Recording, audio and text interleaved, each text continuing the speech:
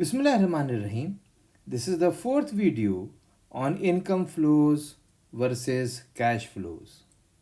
In this video, we will explain how to prepare the cash flow statement. Please like, subscribe and share my channel to search for accounting lessons and hit the notification bell button to alert you for the latest video. For all of your questions, comments and suggestions, please put them in the comment section below. And for webinar and guest speaker invites, please send me a message at accountingamir@gmail.com. Accounting is AK. A special word of thanks to Mr. Ziad, a final year student of Management Science Department, Yambu Industrial College, who assisted me in compiling tables for this video. We hope that this video helps students in their academic development and teachers in enhancing their lesson plans and teaching methodologies.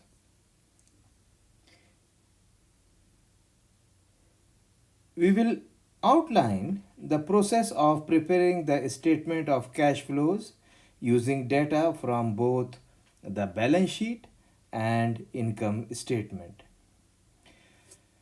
Changes in non-cash assets, liabilities, and shareholders' equity accounts are presumed to reflect cash flows.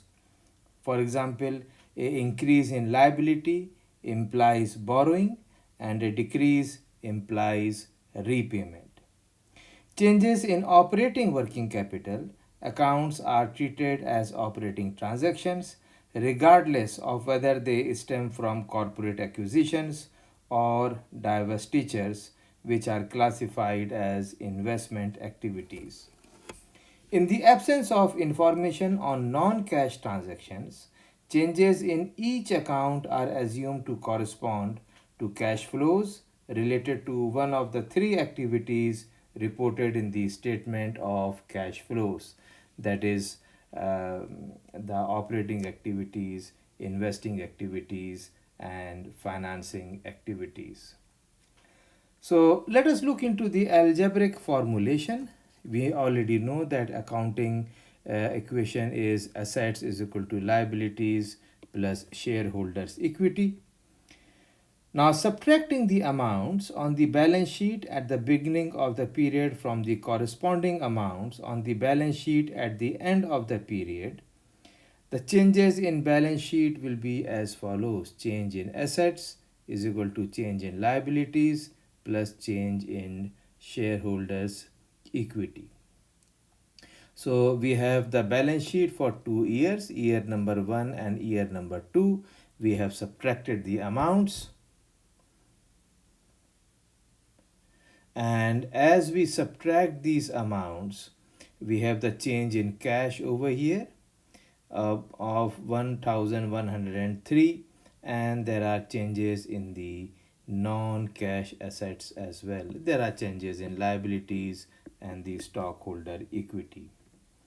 Now these assets can be classified as cash and non-cash assets, and the formula is written as cash, change in cash plus change in non-cash assets is equal to change in liabilities plus change in shareholders equity, and that is what we can see over here. Change in cash plus change in non-cash assets is equal to change in liabilities plus change in shareholders equity. Now this formula can be rearranged as change in cash is equal to change in liabilities plus change in shareholders equity minus change in non-cash assets. We will elaborate more on this. Now the statement of cash flow explains the factors impacting the change in cash over a specified period. Now subtracting the amounts at the end of year 1 from the amounts at the end of year 2 shows the changes in cash, that is equivalent to changes in all other non-cash balance sheet items. You can see that if you are going to make a total, change in cash will be equal to the change in the non-cash assets. Obviously, we will be having the change in liabilities and change in stockholders equity, and because this will be subtracting, so we are, once we solve, it must be equal to 1103. We should also keep one thing in mind, that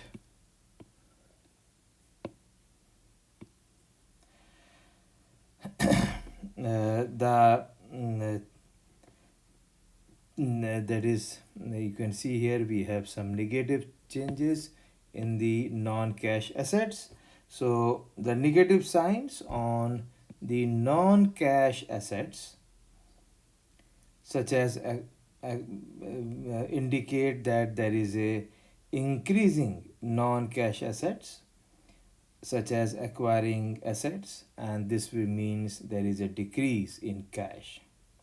Conversely, decrease in non-cash assets, such as selling assets, will increase cash, and we will talk a little more about this rearranged formula. Now, the rearranged formula is cash is equal to liabilities, change in cash is equal to change in liabilities plus change in shareholders equity minus change in non-cash assets. Now these liabilities and non-cash assets can be split into working capital and non-working capital liabilities, non-cash assets working capital, and non-cash assets non-working capital. So just keep in mind that the net income is included in the changes in the shareholders equity, and this is a operating activity and not a investing activity.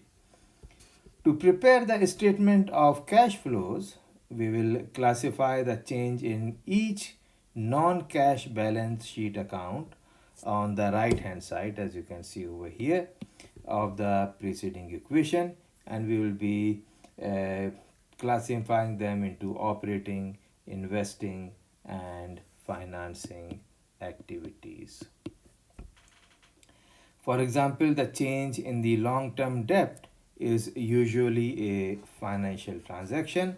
However, some balance sheet items changes, for example, say retained earning, they result from several changes, some of which relate to the operations, that is net income, and some of them relate to financing activities like dividend. Next, we will talk at length about classifying changes in the balance sheet accounts, and we first of all start with accounts receivable. Now, a decrease in accounts receivable indicate that the firm collected more cash than it recognized in revenues, so the adjustment is going to be a addition, and obviously this is going to be for the operating activities, while a increase in accounts receivable indicate that the firm collected less cash than it recognized in revenues, so the adjustment is a subtraction. Now, since the changes in accounts receivable relates to operations, the amount of sales revenue is included in net income, and the change in accounts receivable is adjusted for the amount of cash received from the customers. Coming to marketable securities, now US GAAP and IFRS, they classify the cash flows associated with the purchases and sales of marketable securities as investing activities. A decrease in marketable securities indicate that the firm has collected cash, so the adjustment is a addition. And a increase in marketable securities indicate that the firm paid cash, So the adjustment will be a subtraction. Now, since net income includes gains or losses on sale of marketable securities, so don't forget to subtract gains and add back losses to net income in deriving cash flow from operations. Coming to inventories, now the cost of goods sold is an expense in measuring the net income. The change in inventories plus the cost of goods sold included in net income results in the cash flow for purchases for the period. The presumption is that the firm made a cash outflow equal to the amount of purchases.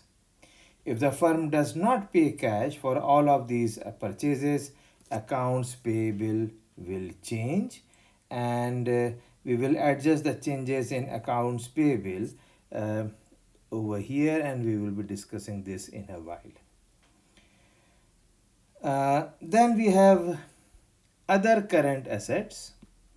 Now, other current assets typically include prepayments for various operating activities such as insurance and rent.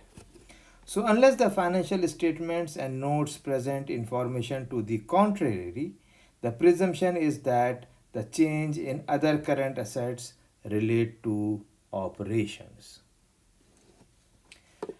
Uh, let me clean up.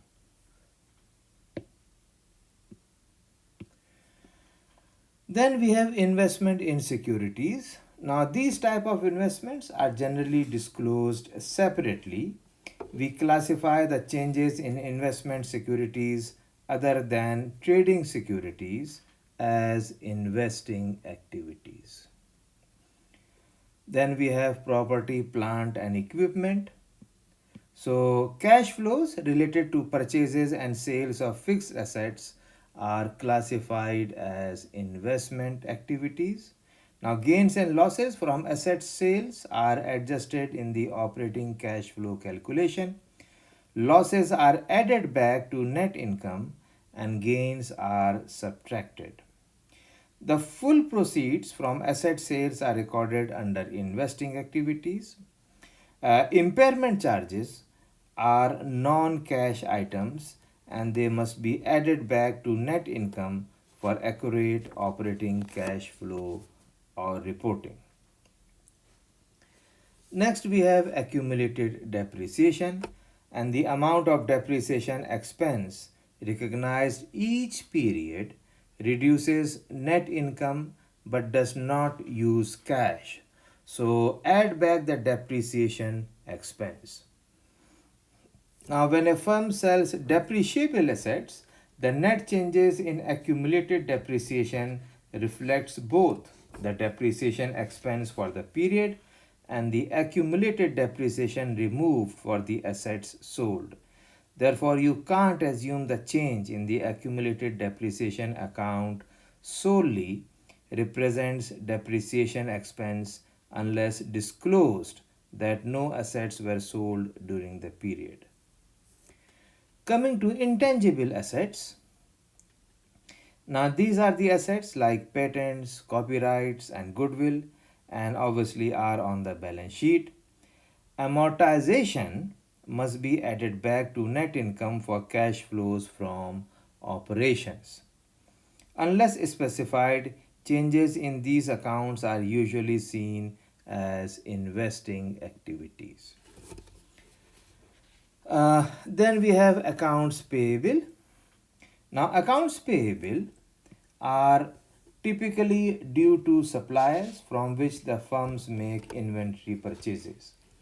The cash outflow for accounts payable equals inventory purchases during the period minus the change in accounts payable. We should note that the amount of inventory purchases for the period was derived as part of calculation in the inventories over here. Now the adjustment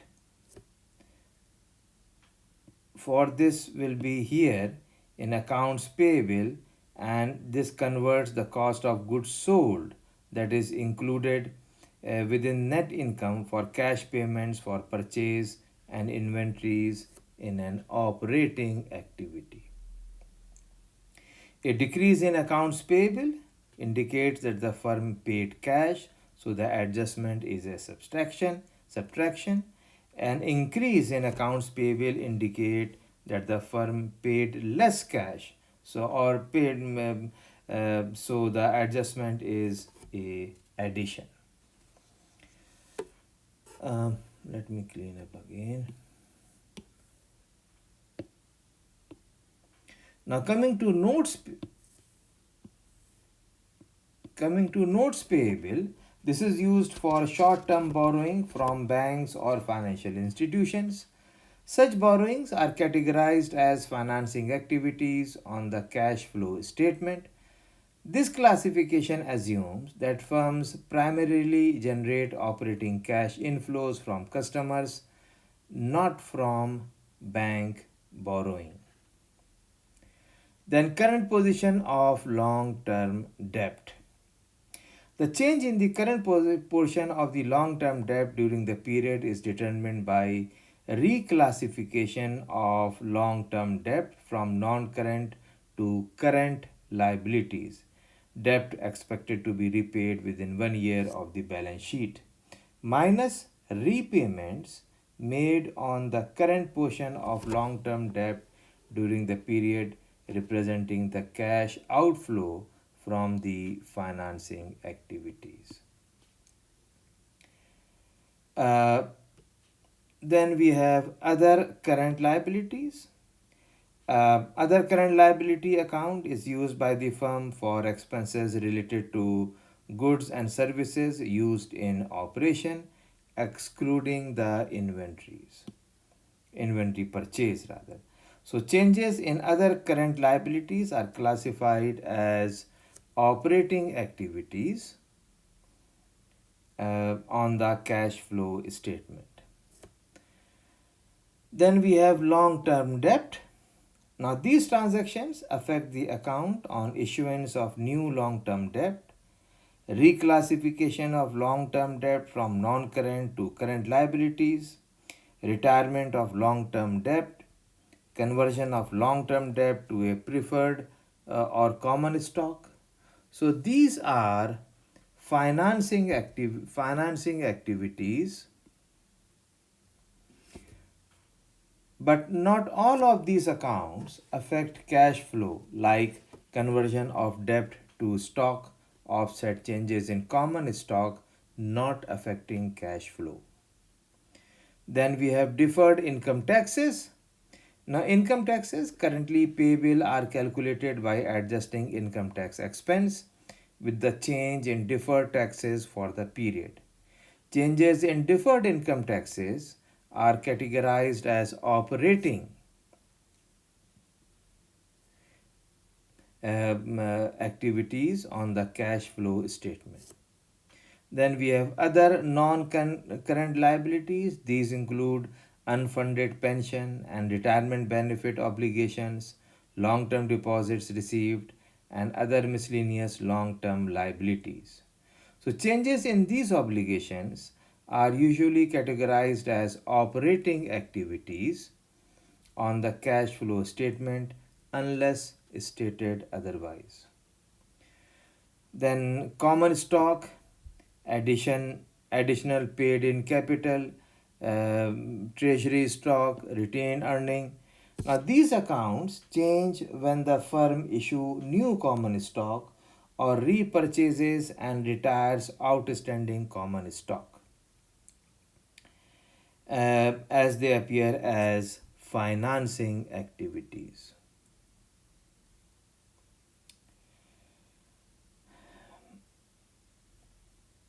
So the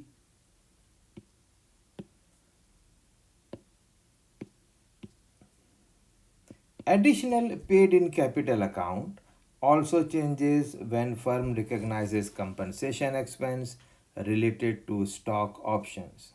This is a non-cash expense that like depreciation requires an add back to net income to compute cash flows from operations.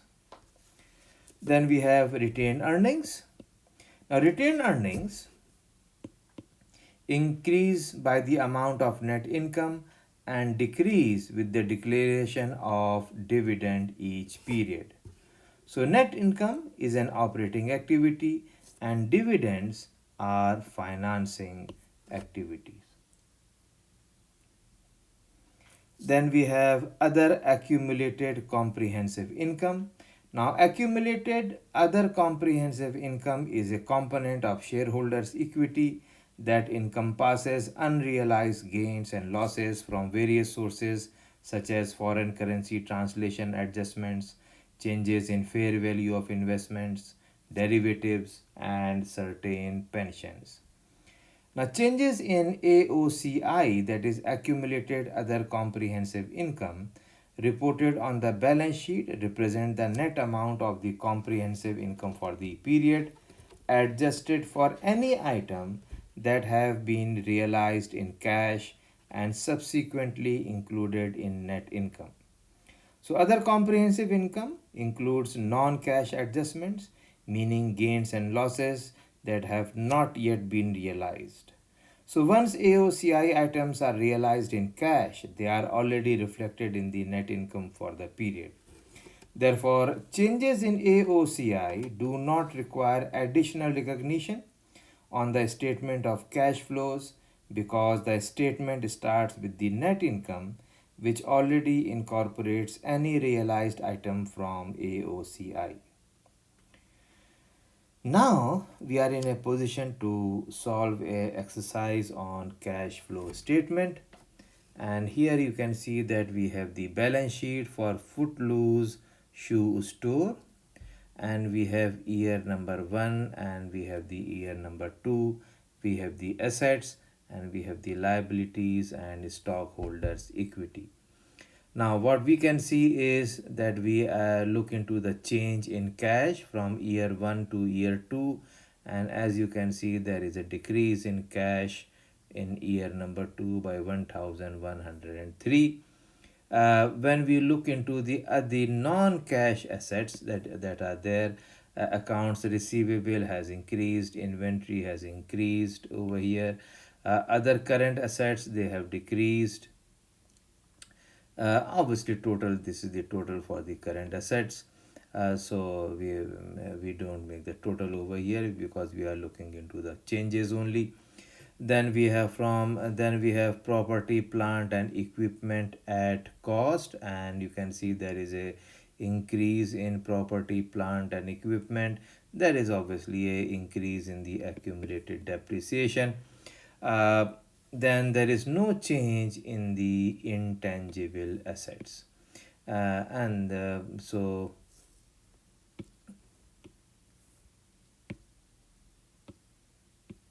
if you look into the assets, there is a decrease in cash by 1103, and at the same time there is a decrease in non-cash assets by 2625. We look at the liabilities, and what we can see is that the accounts payable has decreased from year 1 to year number 2, and there is no, obviously notes payable are 0. Then current portion of long term debt, it has decreased again, you can see here. Other current liabilities, they have increased from 4 to 6, and we don't put the total over here. Then the long term debts, they have decreased from 44 to 33, and then this is what we have for the total. We have the total for the so there is a decrease in cash in year number 2, there is a decrease in non-cash assets, and there is a decrease in the liabilities. Coming to stockholder equity, there is no change in the common stock. There is no change in the additional paid in capital. Retained earning, you can see from negative 84 to positive 67. That means there is an increase in the change in the increase in the stockholder equity by 16,634. And just to verify that if your calculation is correct, the total of the change in cash plus the total in change on non-cash assets must be equal to the total of change in liabilities and stockholder equity.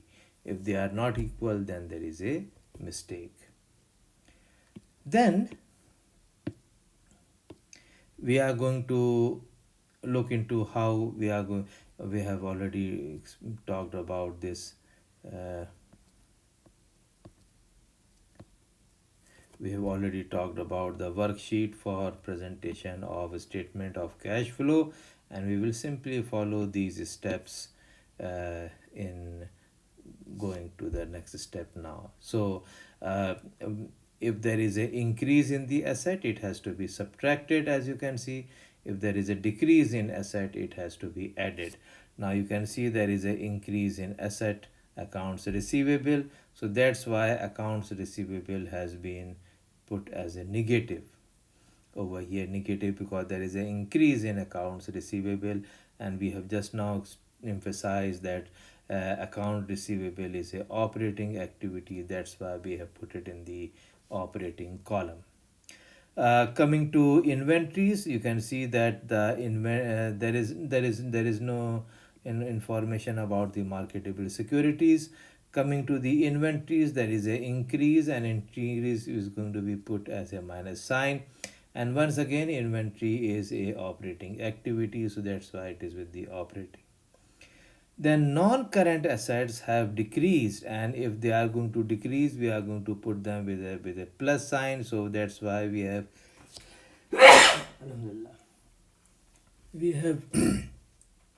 the amount as positive.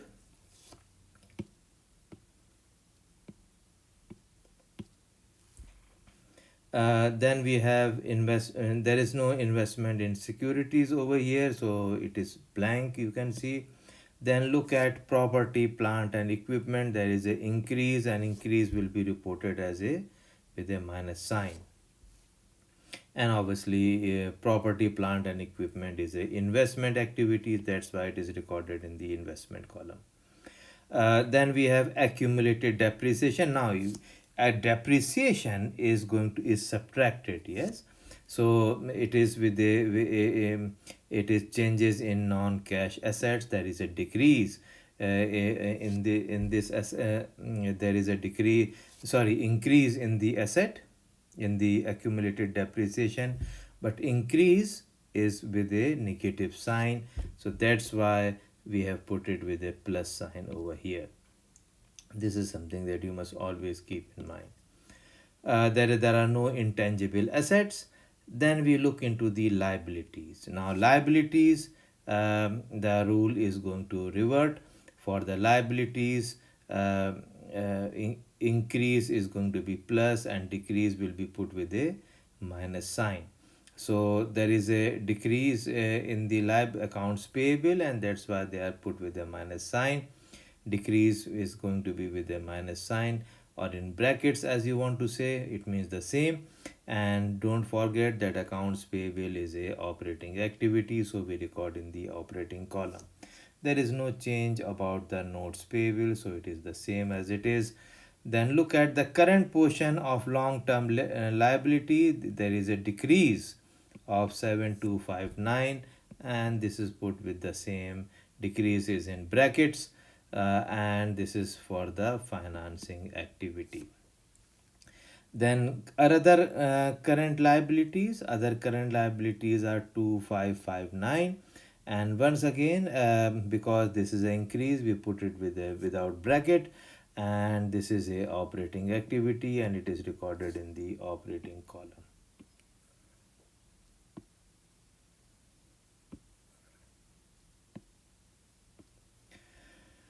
Okay. Then there is no news about the, okay, look at the long term liabilities. it is with a there is a decrease in the long term liability, so it is put with the same. And long term liability is a financing activity.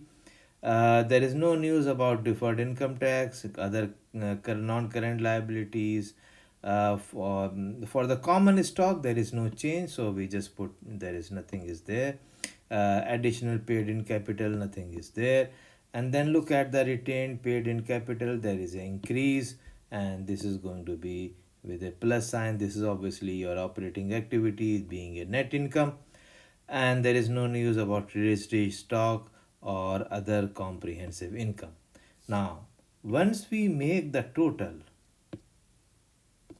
what is interesting is that the total is the change in the cash 1103, and that is what we have seen in the balance sheet.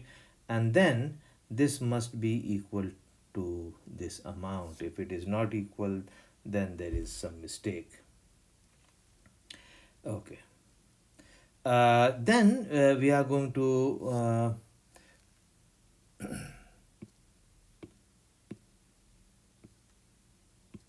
look into the statement of cash flow, and we start with the indirect method, that is we start with the net income, and the net income was 16,634.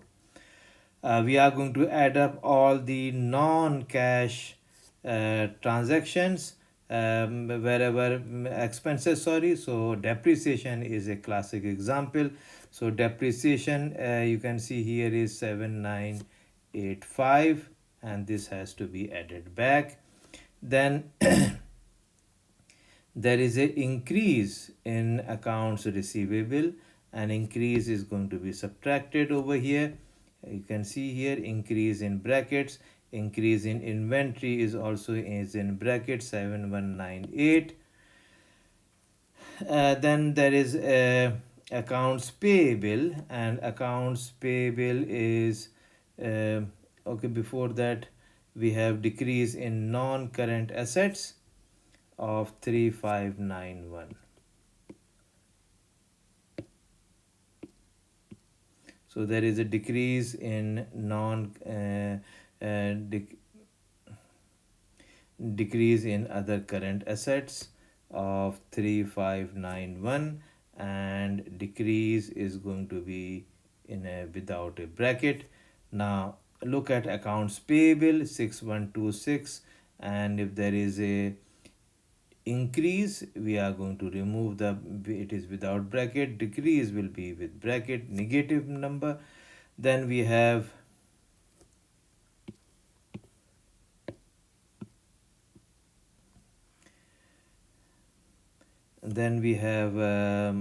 what we have increase or decrease in other current assets, other current liabilities, and the other current liabilities are with a is positive increase over here. So obviously we are going to put it as it is 2559. So this is the net inflow as far as the operating activities are concerned. Let us look into the investing activities. The investing activities are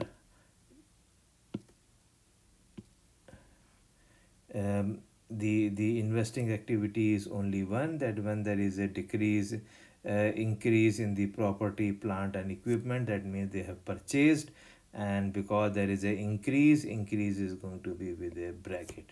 So this is the only amount for the investment activities. We have operating activities, we have investing activities. Finally, we look into the financing activities. And for the financing activities, there is no change as far as notes payable is concerned, so we have 0. Then the company has what else, there is a repayment of long term loan, and you can see we have the current portion of long term loan, and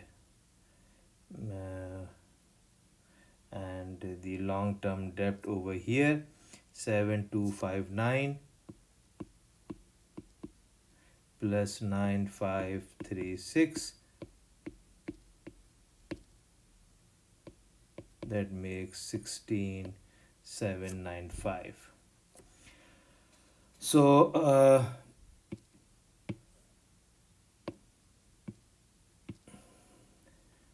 this is the cash from the operating activity plus positive.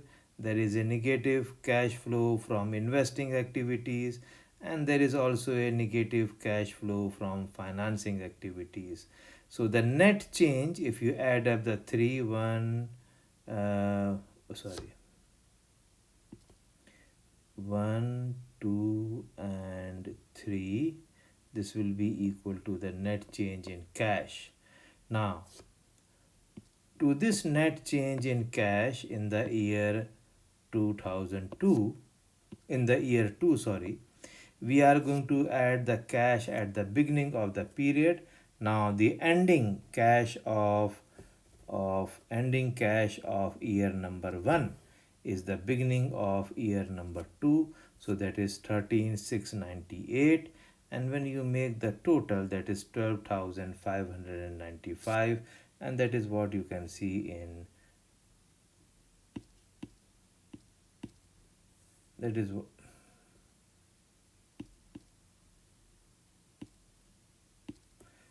what you can see in year number 2. Then if the two numbers are matching, are equal, then we have solved the exercise correctly.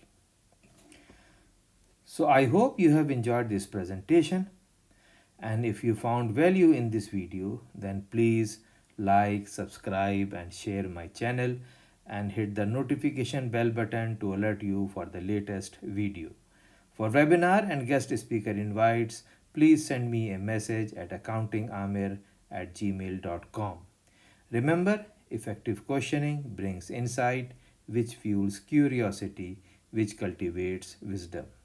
If you have any question or any suggestion regarding this session, then please put them in the comment box below or by email, and inshallah I will reply you back.